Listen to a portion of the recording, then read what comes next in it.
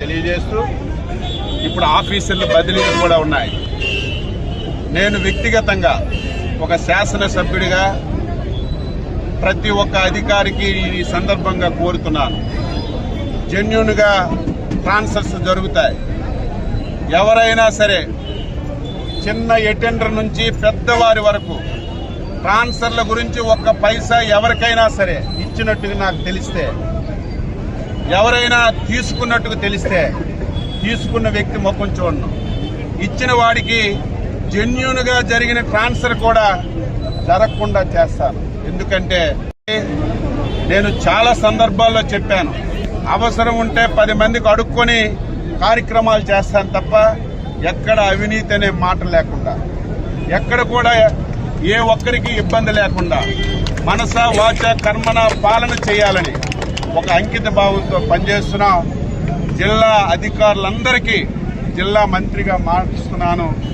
జెన్యూన్గా న్యాయబద్ధంగా ట్రాన్స్ఫర్స్ అన్ని చేస్తాం.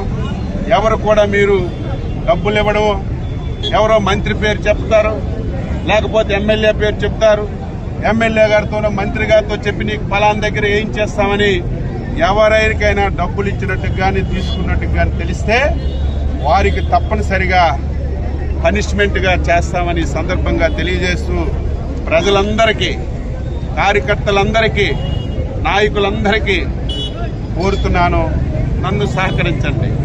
మీ గౌరవాన్ని పెంచే విధంగా పనిచేస్తాను. మీ గ్రామాల్లో మీరందరూ తలెత్తుకొని తిరిగే విధంగా ప్రయత్నం చేస్తాను. మీకు ఆర్థికంగా వేరే రూపంలో నేను సహాయం చేస్తాను.